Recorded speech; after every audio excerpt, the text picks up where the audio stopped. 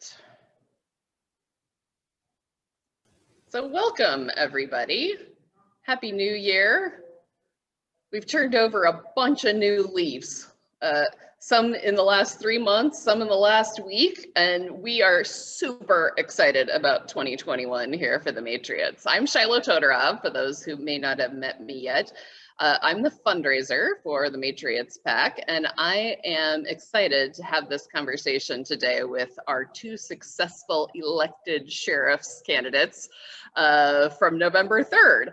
And I'm incredibly proud to tee up our host today, Allison Circle, who is in Central Ohio like I am, and working for the library. She's a founding member of the Matriots PAC. And I want to say hello to my colleagues. Bridget Anthony has the B up, and our interim director, Kim Crowfoot-Swade, who is there with a similar poster in the background. So I have to tell you that I love to focus on these sheriff's races. Many of you know that the Matriots has done original research that shows how many women are serving in office across the state of Ohio. We're the only ones that have ever done this research down to the school board level. But one of the things that we always share is what a dearth there are of women holding sheriff's roles. And when you think about all of the hurdles that women face in getting into office, one of them is just gender bias that many of us in this room have experienced over and over and over in our lives. And yet, even as a feminist in training, right, a feminist that knows she has work to do, I can tell you that my own gender bias is when someone says the word sheriff, a man with a mustache jumps into my mind, right? Like, I can't help myself. So I cannot wait to hear from these women today and hear the conversation. Allison's got some great questions teed up, but we want to hear from you as well. We'd love for you to pose your questions in the chat, or you can even say, I'd like to ask a question, and then you can come off mute. Allison will call on you, right? So either way that you'd like to interact. For those of you, we have a number of people who, this is your very first Matriots event. So I want to welcome you, and I want to offer that I will follow up with a number of ways for you to get to know us. Certainly, I want to share here for everyone's edification that the Matriots exist to put more women in office in Ohio. And that means from school board, villages, townships, all the way up to, we're very hopeful to have a female governor that we can back in 2022, right? And so we just do two things. We raise money through memberships, and we give it to women through our endorsement process. So we would love to have you think about a way to find your way onto this team, or if you're already onto this team, maybe you'll spread your wings with us and find some additional ways to be active this year. So without further ado, I want to ask Allison to come off of mute and first maybe introduce yourself and share with people your Matriots why, Allison. Why did you say yes to membership? Well, welcome everybody. It's really a thrill to be here, and I'm completely honored to be hosting these two remarkable women. We had a little chat beforehand, and man, I'm just so proud to be associated with this organization that has put these really great women in a role that inspires all of us. My whole life has been in the advancement of women and our betterment and improvement of the world by making our contribution seen and heard. And when I discovered the Matriots through one of the original women who concepted the organization, I just thought that it's so important to me to be a part of that. Not only personally, my own family was always involved in politics, and it's just dang it if it's just not the right thing to do. So when it comes to be the right thing, that's what I'm just really proud to be associated with this organization. I had my Matriots pin on, and I had the Matriots little B on my car. And when I see another car that has it, I'm like, beep, it's like, I got it too, even though they won't even know until I pass. But nonetheless, it's really a great honor to be here today. So with that, Shiloh, are we ready to get going? You want me to introduce our two guests? Dive right in.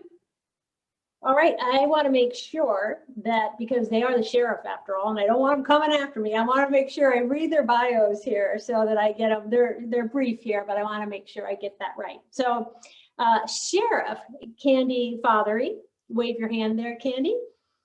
has worked for the Summit County Sheriff's Office for over 20 years, rising through the ranks. Candy overcame many obstacles to be promoted to captain. As a captain, she manages the $44 million Sheriff's Office budget. And I think she's brought a lot of smiles to the office too, since she's been in office. And then Charmaine McGuffey over there, Sheriff McGuffey to you, is no stranger to the Hamilton County Sheriff's Office. She was an employee at the Hamilton County office for 33 years. She rose through the ranks, serving as a sergeant, a lieutenant, a captain, and major. She's the highest ranking woman in the history of the Sheriff's Office. So we're just really proud to have you two here today. And first off, congratulations on your election. And we want to hear all about that. But what I want to hear first is, how does it feel to have that brass on your collars? It feels absolutely great to put these stars on our lapels here and wear them on our shoulders. Is, it's tremendous, and people notice it. It's one star on either side, so it's very showy, and it's awesome. It's shiny up, and there's nothing we love more in uniform than something that's shiny. I agree. And it's so unique because people are not accustomed to seeing those stars on the shoulders of a woman. And so it really gets their attention, doesn't it? It certainly does. Absolutely. Yes. Do you find that you stand up a little bit straighter knowing that you have that responsibility? Well, I do, because I'm vertically challenged. Everybody around me is much taller, so I automatically stand up taller. Small but mighty, right? That, absolutely. They say dynamite comes in small packages, right? I'm going to get to our first question here, though, other than how it feels to have the brass on your shoulder. So bear with me. I'm going to read the first couple just to get us started here. The Matriots has been happily sharing with members since your election that there was one female sheriff in Ohio on November 2nd. Now there are 4. And 2 of that 4 are you two. So how does that, yeah, we talked a little bit about having that brass on you, but what does it feel like for the 2 of you to have such a historic moment and to be a part of that? Well, first of all, there are actually only 3 of us. There's Sheriff Deborah Burchett from Clark County, and then Charmaine and myself, Hamilton and Summit. So there's only 3 of us at the moment. Before us, there were a total of 3 women before Deborah. That between us now, we've made it up to 6 in the history, 3 currently serving. Yes, and I'll say this, it is very prestigious to achieve this level in law enforcement as a woman, as a sheriff, because for people, some people don't understand the differences between the sheriff's office and, say, a police agency. Police agencies are appointed. People are appointed to chief and those high-ranking offices. In the sheriff's office, we are elected. So, we absolutely have to have the county, residents. We have to resonate with them. They have to know and have faith in us, and be very frank about it. We're in a pretty red state, all in all. For Candy and I to be 2 Democratic women sheriffs it's a feat. It's very unique. I agree, and it is different. Being a woman in law enforcement is different. So being female sheriffs is extremely unique.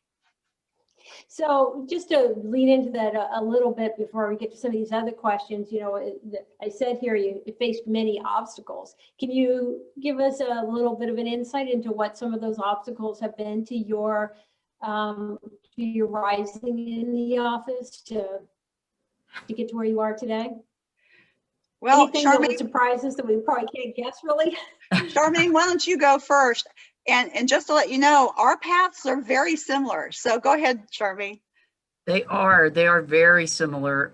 Candy and I have spent numerous years in the sheriff's office, you know, working in all of those different jobs that are there in the sheriff's office, because we have the jail, we have the courts, we have law enforcement. And, you know, for me, I spent 33 years in this office and rose to the rank of major, in charge of, in the command of jail and court services. I have the third largest jail in the state of Ohio. Is about 1,400 prisoners. 600 uniformed men and women were under my command as the major. And we are an office that is a total of almost 900 strong. So we're a big place, a big agency. And, you know, as the major, I worked that job for 4.5 years. And then I was summarily fired from my position by Sheriff Jim Neal. And the short story of it is, in case people don't know, a lot of people are aware because of the campaign, I objected to the treatment of women, the mistreatment of women in uniform here at the sheriff's office, of female inmates, and certainly the excessive use of force that was allowed to go on and tolerated in our sheriff's office. I was told to stand down. I was told to be quiet. I was told to go with the flow. And of course, I did none of that. Continued to raise my concerns, and I was fired. After a year of being fired, I decided I can do a better job than the current sheriff, than the man who fired me, and we mounted a run. And I will tell you, we mounted a run that the main backbone of my staff was women. I mean, you know, it's women that came to the table and said, "We will help you." And this is where I landed. So yeah, there was a bit of hardship there. The sheriff was certainly against me. I beat him in the primary. And then Candy has a very similar story about the election and the primary and winning. For me, all the years that I've been with the sheriff's office, since I went through the academy in '92, and I went to work for a police department for a couple of years before I went to the sheriff's office. And after getting into the sheriff's office, as we rise through the ranks, you test to do that. And my very first test I took for sergeant, I scored #1. But they give seniority points, so I ended up dropping down to #10. We had only one female supervisor in the sheriff's office at that time, and they said it was because women just never scored high enough.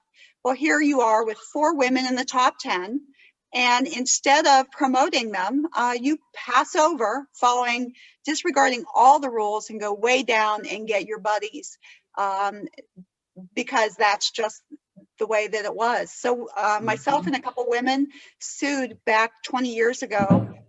We ended up losing, but I never gave up. I ended up taking additional tests and scoring well. And thankfully, the sheriff that I sued lost the election, and the sheriff that came in was much more agreeable to women and said that he would not pass us over. So under his command, I made it to lieutenant, and then I was promoted to captain 4 years ago.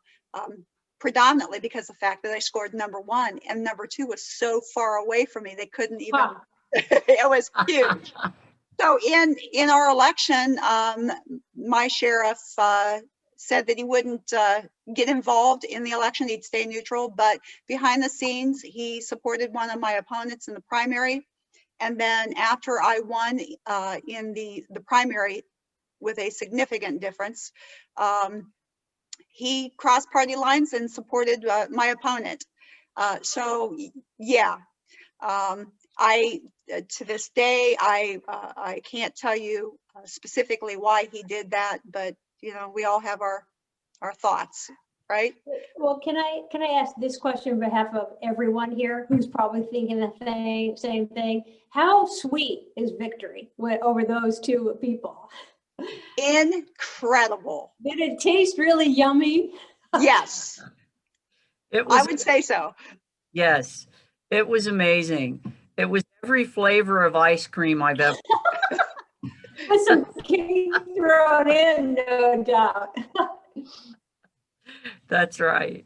Well, first off, Those are just really powerful stories, just so deeply powerful. How would you say that the Matriots were helpful to you in that success? Well, for me, they were very helpful for me in the primary specifically, but again, in the general.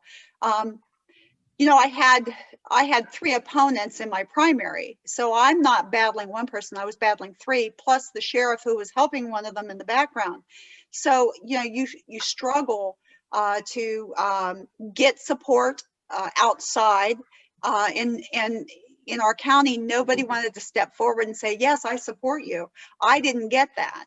So the Matriots were amazing for me because the fact that they believed in me, they supported me, and they helped me both by endorsing me, but also financially as well. So they were incredibly important. They were an incredibly important part of my primary. And then again, in the general, they came back through again. And you know, you have to be thankful that so many women, not from your own county, but women in general across the state, want to see you succeed, and it helps push you forward. So for me, the Matriots were very important because, you know, when I was fired from the sheriff's office, they created a narrative about me. And the narrative was completely false. It's that I was a hostile, awful woman who went around, you know, screaming and pointing fingers at people and all of these horrible things I'd done, right? After, by the way, a 33-year career of not one blemish on my record. But okay. So they created this narrative about me, and it was very public. I mean, you know, I had filed, and then I filed a lawsuit behind that because I knew how false it was, and they damaged my reputation. Oh, it was awful. It was absolutely awful. And, you know, I just remember the day I sat down with the Matriots. There were 3 women there to interview me. And, you know, the camaraderie that I felt in that interview, it stayed with me the rest of the campaign, because those women that I talked to, when they heard my story, each one of them said, I believe you. I get it. I've been there.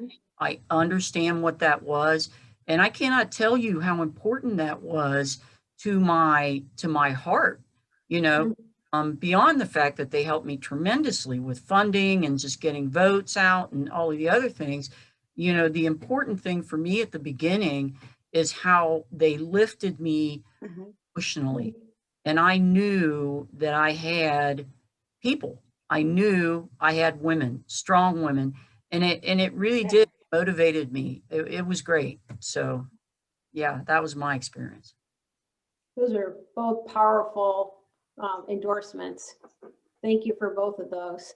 I'm going to pick up a couple questions here in the chat as we move along here. And we have one here that President Biden announced today that there be no more privately funded federal prisons. When you think about privatization in your field, what are your concerns and reservations?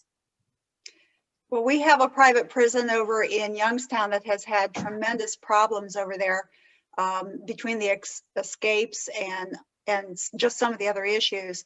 I am myself personally, I think that when you privatize, it becomes for profit and not about the people. And so it would be a concern. So if that's what he did today, and I've been very busy, I've not seen the news. So if that's what he did today, good for him. Yeah, and I echo that. That's absolutely right. Anybody that's worked in this business and really cares about what we stand for and why we wear the badge knows that privatization dehumanizes people further than they already are. I mean, so and we cannot make this business of helping people and incarcerating people, moving people along in their life, a business venture, because we're, you know, in that particular business venture, I guarantee you nobody cares about the product. That's correct. All right, and here's a next question. Thank you for that, which is, what were your key campaign messages? Okay, for me, I ran on what I had done to prepare to become sheriff.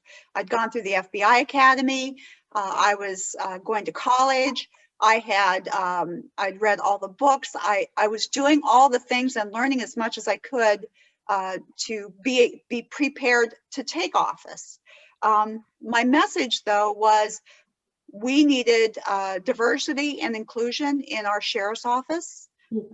We needed to reach out to minorities and bring them in because we are predominantly white male. That was one of the messages. The second thing was that I talked a lot about mental illness and substance abuse with our inmates that are incarcerated, and helping to reduce the recidivism and helping them personally by addressing their basic needs and getting a group together of people that could help to identify what those problems are and pass the person from point to point so that there are no gaps in that circle. The objective is we need to stop that revolving door. We need to identify the basic issues and address them, and then prevents them from coming back again, make them productive citizens. So those were my key things. Diversity, inclusion, transparency, and then addressing mentally ill and with substance abuse problems. And Candy and I are very similar in that regard. And I know it's because we've both worked in the system for so long. And I echo what she says because we've seen it. We understand it. It's why we have excelled in our career, because we understand that those are the most important foundations to lifting our departments into this century and actually move people along. I additionally had a very specific focus on accountability, given the fact that there were officers who in our department who were not held accountable for very serious use of forces.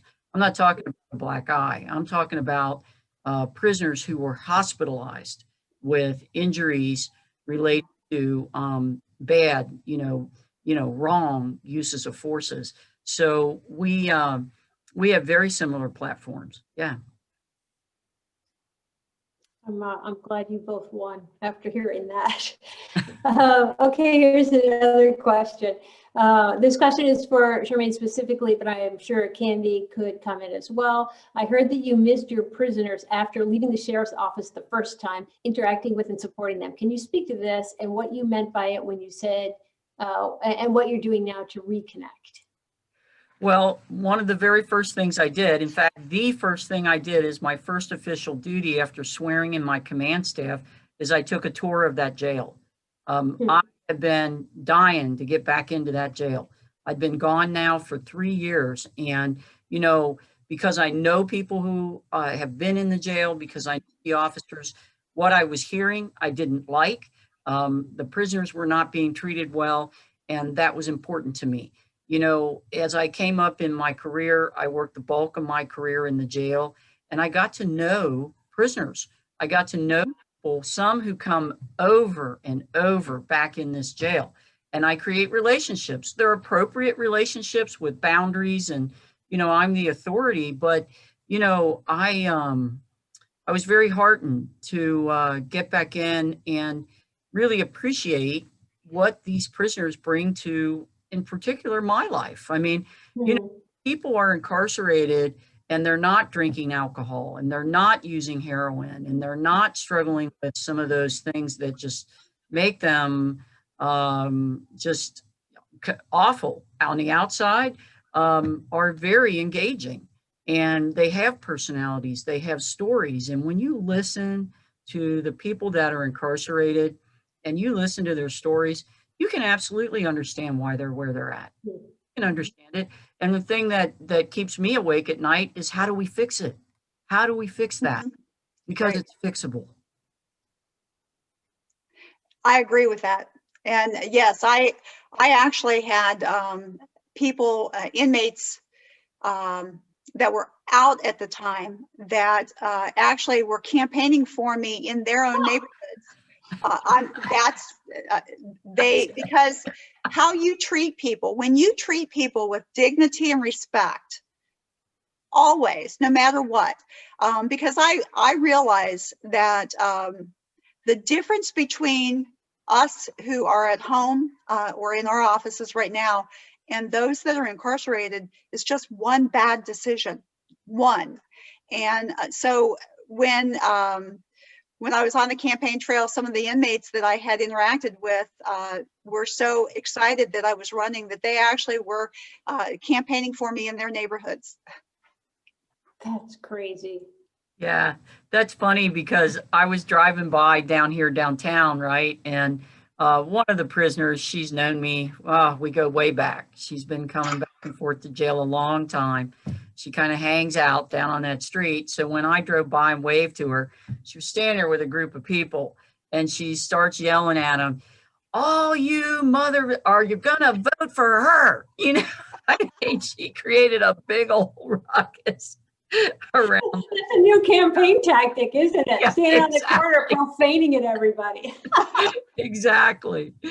Oh, Oh, well, let's get to another question here. Regarding police reform, what do you think needs to be done when addressing the concerns of past shootings and unarmed Black men?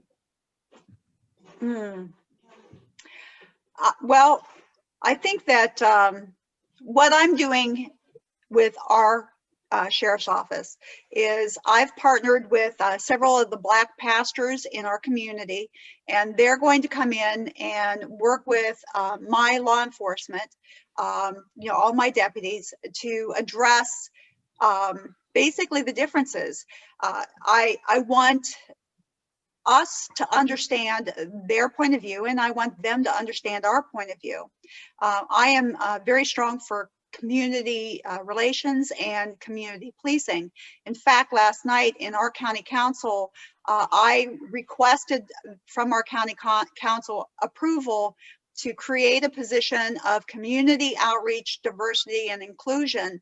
And this individual, the objective is to bridge the gap, bring us together so that we can start addressing the underlying issues between the community and law enforcement.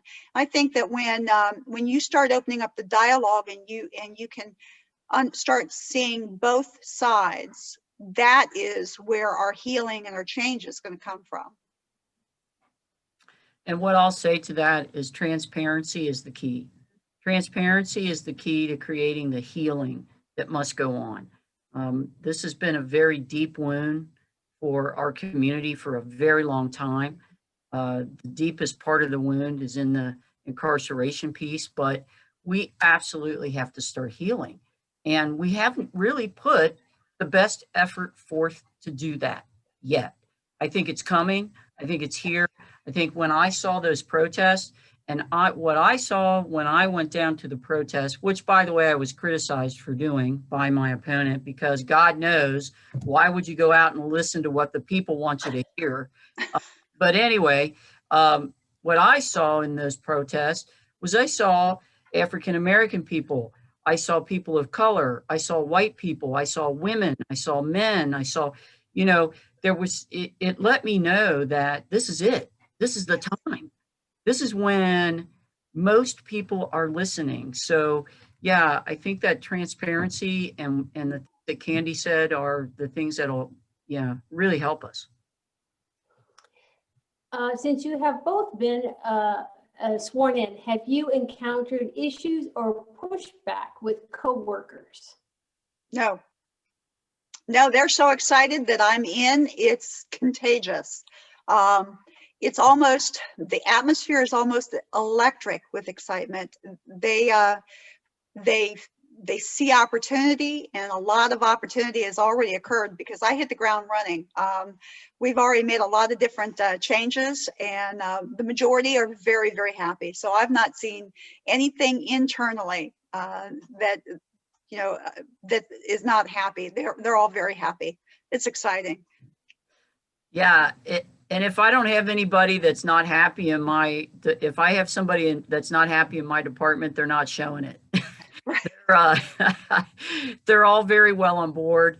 I think what I did in the getting my command staff to the table so quickly and doing what Candy did, a lot of that work to hit the ground running. I have a public information officer who is an African-American woman who is tremendous. She's a media person. The guys recognize her from TV. She has a great personality. I brought in some diversity, other diversity to the command staff. I'm building the department from within. So in the positions that are uniform positions, I brought forth I made a major, Jackie Reed, who is a Black woman who's worked many, many years in this business. And when you bring those people, the men, and there were men who I brought along, promoted them to major and chief. And when you bring those people who have a very respectful career and people that want to follow them, it's absolutely a great atmosphere around here. Well, you stepped on a little bit of this next question, but I'm sure there's a lot more to add texture and detail, which is what steps have you taken or will take to diversify your department? Well, I just promoted 5 deputies to sergeant last week, and one of them is an African-American female. And then with my immediate command staff, those that I was able to bring in with me, I've brought in a couple of women, and I am looking currently, as soon as we get the authorization from the county, I'll be bringing in a Black man to assist me with the community outreach. So he'll be director of community outreach and diversity and inclusion. So already we have started addressing the areas that we're able to address with diversity. And next week I'll be interviewing 10 more deputies for 2 sergeants positions. And the good thing is that there's a couple of women in there. So hopefully they'll do well. Yeah, and what I'm doing beyond my command staff, and we are online, we do have Facebook, so if you go on, you'll be able to see, like I did a ceremony with the staff, so I lined them up. I brought a woman down from the State Bureau of Criminal Investigations to be the major to head up my internal affairs department, and that's big. I mean, she's fabulous. So please do go to my website, which is the Hamilton County Sheriff website, and you'll see those people there. But beyond that, we are creating and building a liaison unit. And our liaison unit is going to be its first of its kind in the sheriff's office. And we are building it with a mind to diversity, to inviting diversity in. And I'm also going to create, and I am creating, a citizens review board, which will be a volunteer board that comes in, that we interact with, that is reflective of the community we serve. So, I look forward to that, not just diversity within the ranks, but diversity coming into our department from outside. Thank you. Now, what can be done to help identify, mentor, and recruit more women in law enforcement? I think that you actually have to just go out and get them. First of all, it's hard to get women to come into law enforcement when they don't see very many women out there. I think that now that Charmaine and I have added with Deborah Burchett from Clark County, now that you've got 3 women out of the 88 sheriffs, I think that that's a starting point. But I really think that I don't believe that women in general, when they think about law enforcement, I don't think they think about the sheriff's office. And the thing is, with the sheriff's office, it's an incredible opportunity, especially for a single parent woman, somebody who needs to raise their family, needs to have a good job with good benefits. It's a perfect environment to come into and start in our jails and in a safe environment and have a good career. I just think that we don't explain all the benefits that there are that come with what we do. And I don't think that women, that it's the first thought that they think about being a law enforcement officer, and it's not like it is on TV. So it's not, you know. Right. Yes, I second that. You know, on TV, the women look so glamorous and they're always dressed really sporty and nice. And believe me, this job is rough. And you come to work some days and you're like, oh my God, I was up so late last night just working and working overtime and all the things that happen to you here. But really, I agree. It's amazing. You know, I know Candy, but just talking to her here and listening to her here, how similar we are in the fact that we know our presence alone empowers women. Absolutely. I mistakenly went over this comment, which I have to be sure and share, which says, thank you both for doing this important work. So I want to make sure you hear that. Sure. Let me get to the next question is oh yes, that one. Again, I'm so grateful that you recognize the human and can look past the prisoner. I work in the field of pre-arrest diversion. Both Summit County and Hamilton County are leaders in pre-arrest diversion efforts. What cultural forces need to exist inside law enforcement to support efforts to divert people out of the criminal justice system? And how can we as non-law enforcement support those changes in cultures? And maybe you can give a little bit of background around what pre-arrest diversion looks like. I just had that conversation with one of our judges at 2:30 this afternoon. In Summit County, what it would take is a collaboration with our prosecutor, all of our judges, and the attorneys or the public defenders that we have.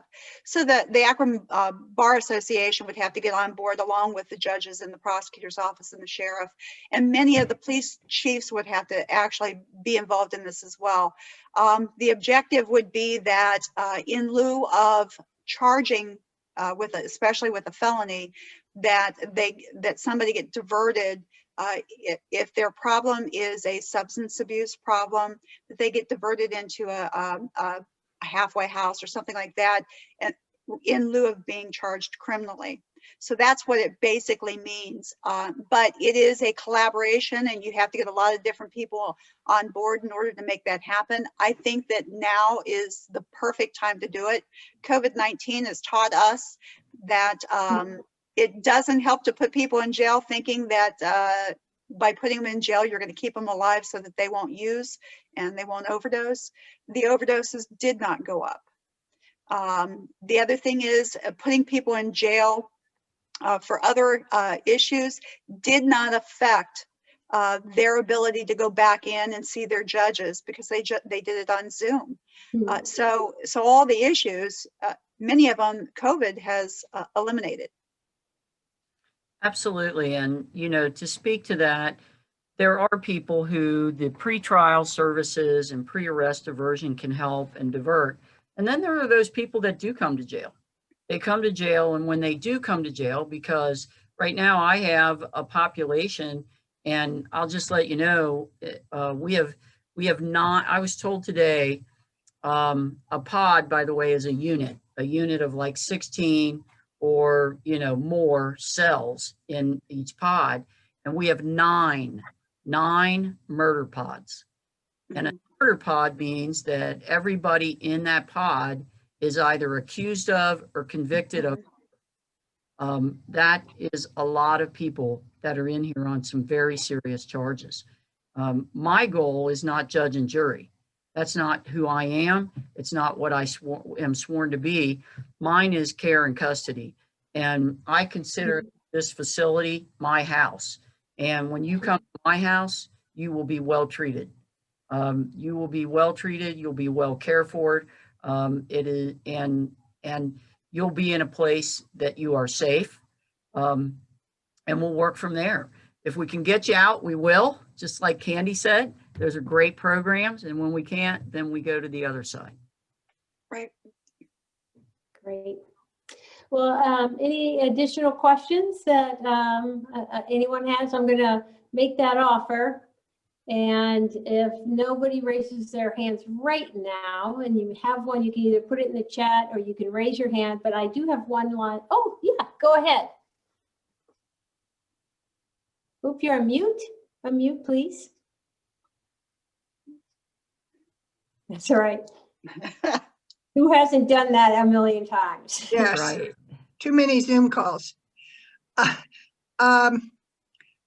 There's been a lot of information in the Cleveland paper in the last few days about controversy going on in our criminal justice system involving a whole lot of people, and that the county executive hires the sheriff. The sheriff is no longer elected official in Cuyahoga County. That was part of our new charter.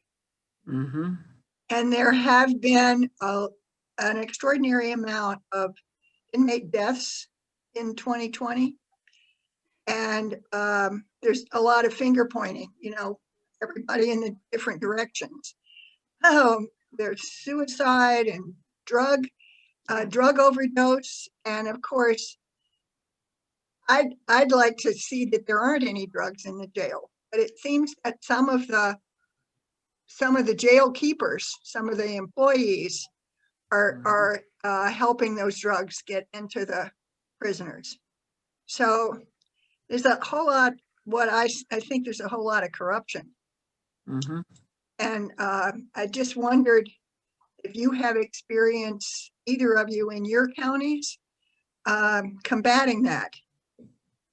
Well, I will tell you, first of all, that part of your challenge that you have in Cuyahoga County is the fact that your sheriff is appointed and not elected. Because of the way that you're set up, and I know that Cuyahoga County kind of drew their charter from Summit County, because we've been a charter form of government for well over 30 years. So in fact, I think getting up close to 40 now. But anyway, we are elected, and your sheriff, they slid that in, and your sheriff is appointed. So one of the first things that you're going to have to do in your county is you need to have your sheriff elected, and you need to request that it be done that way, because your sheriff is the person responsible for running your jail and hiring the people and keeping it safe. And when your sheriff does not have that full power, of which your sheriff does not, then that trickles down, and it causes problems all the way down to the line level of your employees. So in order to combat the problems that you are having, that would be, recommendation would be elect your sheriff, not have them appointed. That's the first thing. And then the second thing is that the background of your employees needs to be addressed. And so when the people that you currently have employed at the jail and the people that are applying to work at the jail, they all need to have a background and make sure that they are in fact good quality individuals. And there are lots of good people out there that would be happy to have the job. How do you handle healthcare in your jails? We recently, part of this article that took up most of Sunday's front section, indicated that there was an inmate, a prisoner, who came into the jail with a wound, a gunshot wound. And there was no nurse there who did an assessment of his condition. And they didn't find out about his gunshot wound until he ended up seeking health care for a totally different matter. And that's just appalling to me. Well, and I'll go ahead and answer the first part of your question too, about what happens when drugs get into your jail, and then I'll pitch it to Candy for the medical piece. But when I took over as major, I started, and that was years ago, and I was the major for almost 5 years. But when I first took over, I was getting messages from the judges, and they were saying the inmates are standing in my courtroom mocking me and telling people, hey, I'm going over there and get high. I'm going to get drugs in that jail. It's a drug market. I mean, that was the reputation of our jail. And I thought, wait a minute, we're going to stop this. And we were having overdose deaths. I mean, you know, guys were overdosing in here on heroin and so on and so forth. So I called, I arranged to have every drug dog in the region. And that was about 12 or 13 drug dogs all showed up here one morning at 7 a.m. We made parking for them. They all pulled up right in front of the jail. Every officer got out with a big German Shepherd drug dog on the lead. They were all barking at each other. I had it on video. It was amazing to watch. And they split up and they went through these towers. They went through these towers with those dogs. And I tell you what, there wasn't 1 ounce of drugs left. The officers could literally hear the inmates flushing the toilets to get the drug. And I was like, all right, now we have a clean slate. Here we go. So. Well, in Summit County, we actually, we have a walkthrough that everybody that comes into our jail, they go through this walkthrough, and the walkthrough actually identifies whether or not that there are any drugs on or in the individual. So technology has improved, and we've taken care of our drug problem predominantly in that area. I'm sorry, I'm trying to remember what the second part of your question was. Healthcare. Oh, yeah, we have nurses 24/7 in our facility. We have a doctor that comes in a couple times a week and then is constantly on call. We also have mental health individuals at our jail all day and into the evening. They're not there, but they're on call for midnight shift and weekends and holidays. But our hospitalization, we have nurses that are there 24/7. They assess every inmate when they come through the door. If there are any issues, then we reject the inmate and send them to the hospital with that local law enforcement. So that's how we handle it. And we've been pretty clean and pretty successful in not having issues because we really ramped it up. Thank you. Yeah. Oh, the last word there, Charmaine. Yeah, and I'll just speak to the medical issues, of which there are many in jails, many, but today, in fact, in the staff meeting, I dictated that our sheets and linens for the medical units and the mental health unit will be maintained separately from the sheets that go out in the jail. Because, you know, you can imagine those prisoners using those sheets and they're laundered and they're in bad shape. And I said, what we are going to issue very clean linens for those people in those places. And so they went out and bought blue sheets so that they can be kept separate. And we decided we're going to wash those on that floor so they don't leave the floor and become in disrepair and disarray. And, you know, it's just a beginning. It's a small thing, but it means a lot to people. Important thing, isn't it? Well, Sheriff Fothery and Sheriff McGuffey, thank you so much for your time and just your great stories. And thank you so much for the courage to stand up and run for these offices and change the lives of so many people. And the smiles on your face alone give me a lot of hope for the future. So with that, I'm going to turn it back to Shiloh. I am uplifted, and in spite of the gray day here in Central Ohio, I feel like this is my beacon of hope. This is really great. I'm delighted to feel like I'm a little tiny part of your team, and I know that the people here who are members of the Matriots are feeling that pride as well. And 2020 has just begun, 2021 rather, right? There's so much ahead. I want to share with you whether you are a member and need to understand where we're going to invest your dollars this year, or you're thinking about becoming a member. I just want to give you a tiny roadmap for what we're going to work together here on this year. So these are our goals for the Matriots statewide in 2021. On our way to our bold goal of 50% women in office by 2028. That's not very far away anymore. All right, so we need everybody to get on this train and push in the same direction. This year, we need to screen almost 250 women, and we know that that will lead to nearly 200 endorsements. We want to keep that win rate right about where it's been in our first 3 years at 58%. And that means we need to raise $1 million to pour cash into all of these races across the state. So what's on the ballot this year? City mayors and auditors, treasurers, law directors. Here's the big news, right? These are odd year elections. But in the past, the Matriots has had a population cap. We wanted to be sure that we could endorse in a high quality way and replicate that quality over and over and over and over again. This year, we're ripping off the Band-Aid. We're going to villages, we're going to townships. So if you know a woman running for a non-judgeship office this year, please tell her to apply for our endorsement. This is how we're going to endorse just 3 times larger class than we've ever endorsed before, right?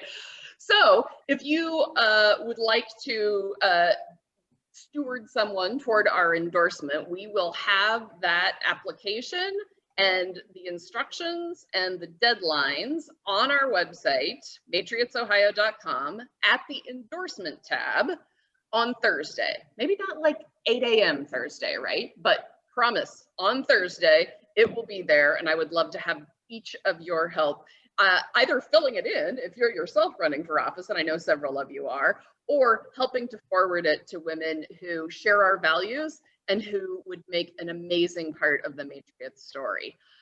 So with that, I'm gonna share in the chat everything that you might consider doing to be on the Matriots team.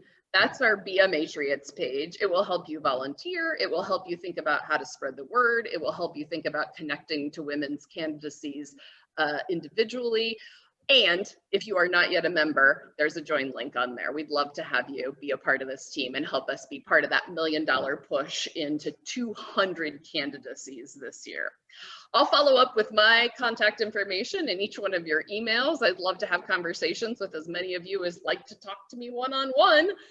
Thank you to Allison. Thank you to our sheriffs, Fothery and McGuffey. We can't wait to continue to support your efforts and be on your team. Thank you, everybody, for being with us this afternoon. Be well. Yes, thank you. Thank you. Thank you all so much.